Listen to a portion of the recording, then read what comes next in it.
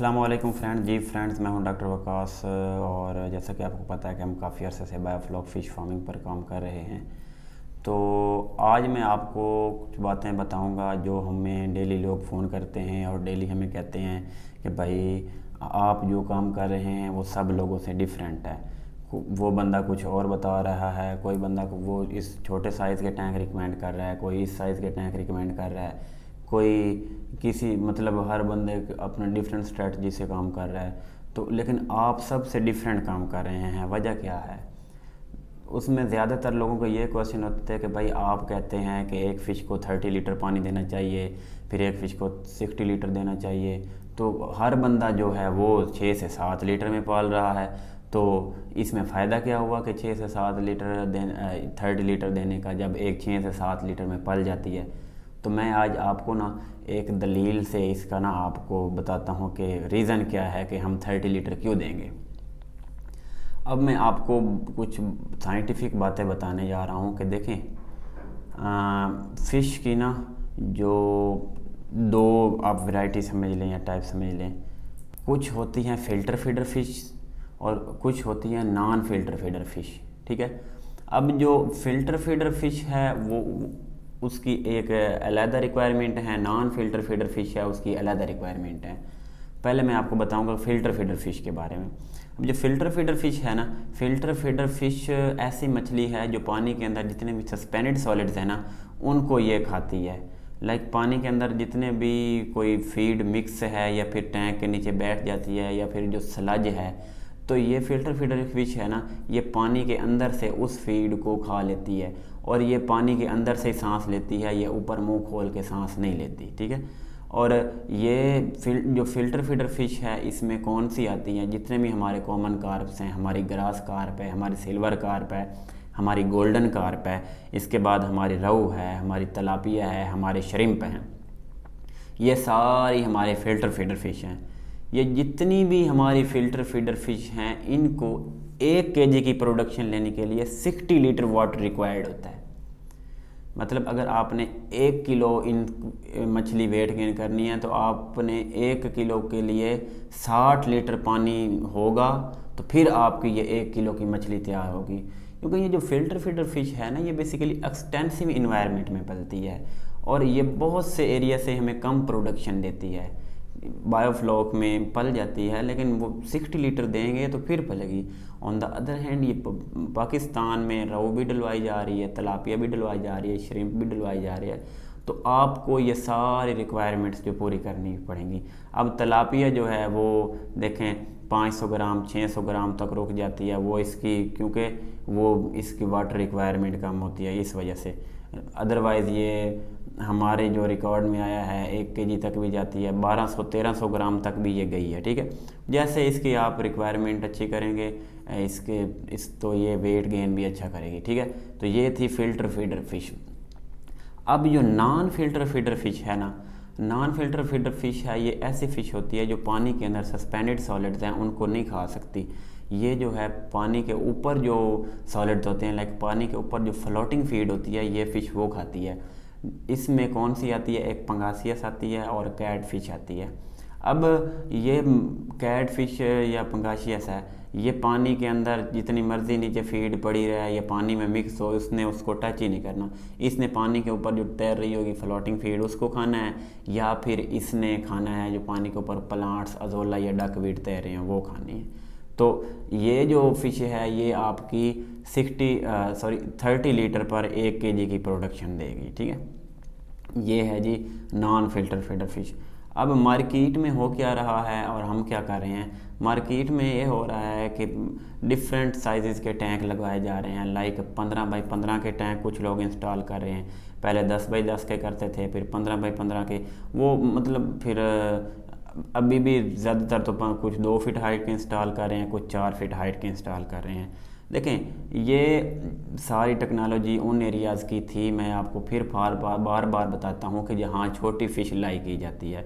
अब वहाँ होता क्या है कि जब ये जितने भी वियतनाम है, हमारा इंडोनेशिया है, मलेशिया है, ये लोग यहाँ पर कैपिटा फ़िश की कोई कंजप्शन है वो है 60 to 70 kg, कहाँ तो 80 kg पर कैपिटा, यानी कि एक बंदा एक साल में 70 से 80 किलो मछली खाता है।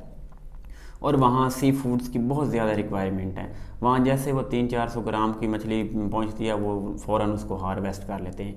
और उन लोगों का मानना भी यही है कि ये जितनी जो जवान 400-500 ग्राम की फ़िश होगी ये न्यूट्रिशनल पॉइंट ऑफ व्यू से या amino acid profile of view से ये बहुत अच्छी होती है।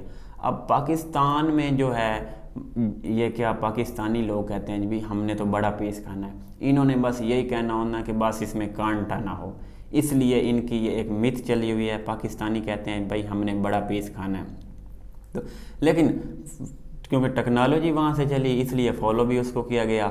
सेम लाइक दैट उसी को पहले 10x10 के टैंक, पहले तो 8x8 से चले थे, फिर 10x10 के बनाए, फिर 12x15, 12x12 के, फिर 15x15 के, फिर कुछ लोग 2 फीट हाइट के लगाने लग गए, कुछ लोग 4 फीट हाइट के लगाने लग गए। तो इसी वजह से मछली जो है उसी वियतनाम और इंडोनेशिया वाला वेट गेन कर रही, मतलब 400-500 ग्राम इतना वेट गेन करती है।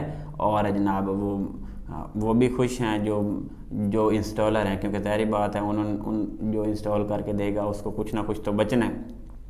और जो न्यू कमर हैं उनको पता नहीं है, वो जैसे ही नेट पे सर्च करते हैं बायोफ्लॉक फ़िश फार्मिंग तो एक बहुत ज़्यादा लिस्ट आ जाती है, तो जिस वजह से कहते हैं कि यार वाकई एक बिज़नेस है। जी बिल्कुल ये एक अच्छा बिज़नेस है, लेकिन ना हमारे कुछ लोग जो यूट्यूब पे डिफरेंट, आजकल हमारी जो जनरेशन है ना ये है यूट्यूब इंस्पायर्ड।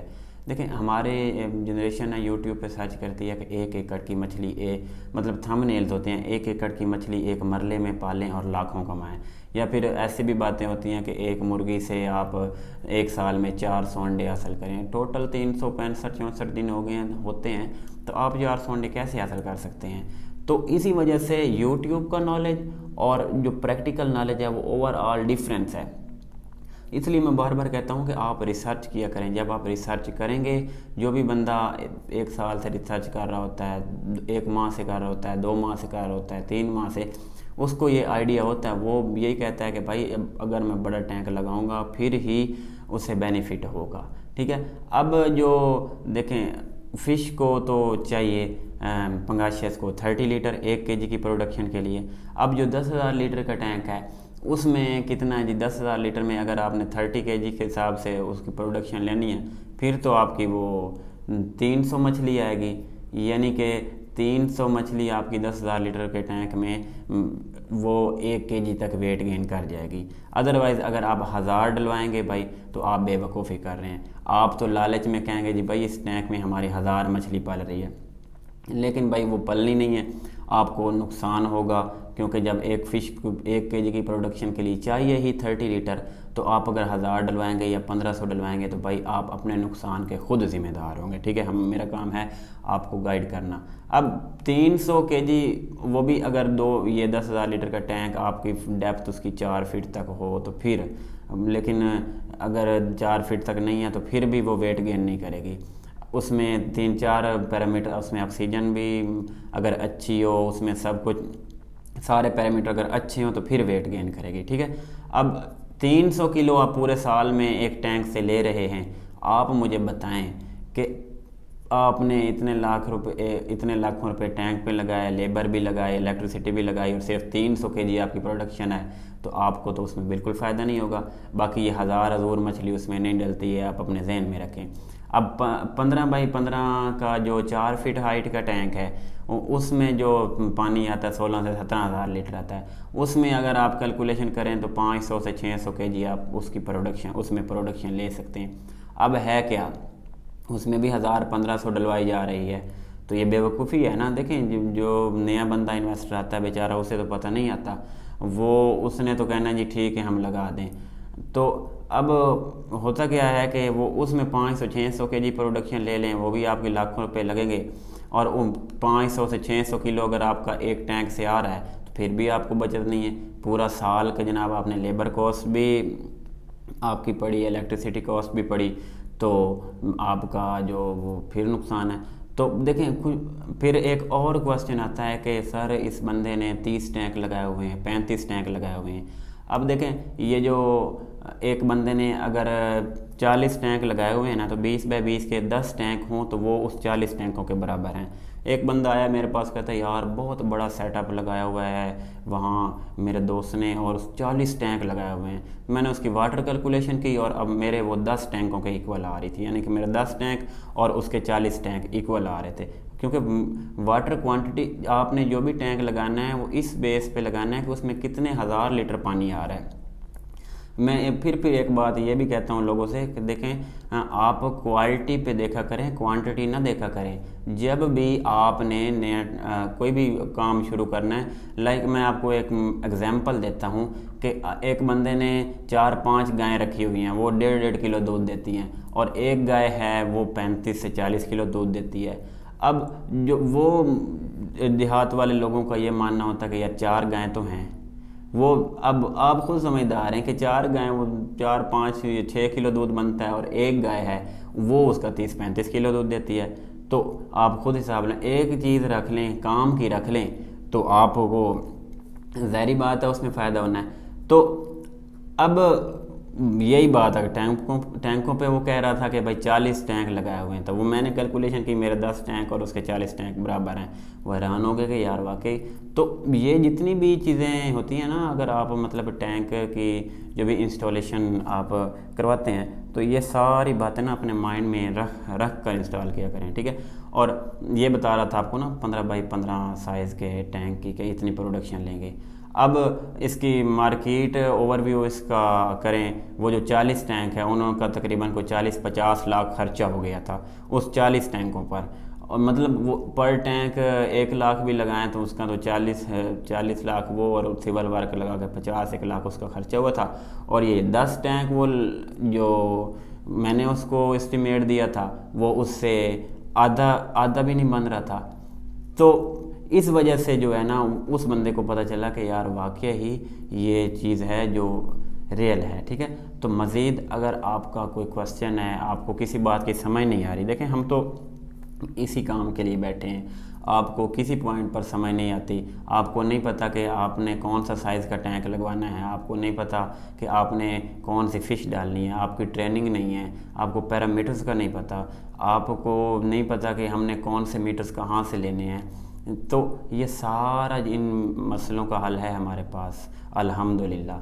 आपको कोई भी परेशानी है आप मुझे कॉल करें, मेरा नंबर दिया हुआ है, ठीक है। इंशाल्लाह हम फुल कोशिश करेंगे कि आपको गाइड करें, क्योंकि देखें ये फ़िश जो इंडस्ट्री है ये $1 बिलियन की इंडस्ट्री है।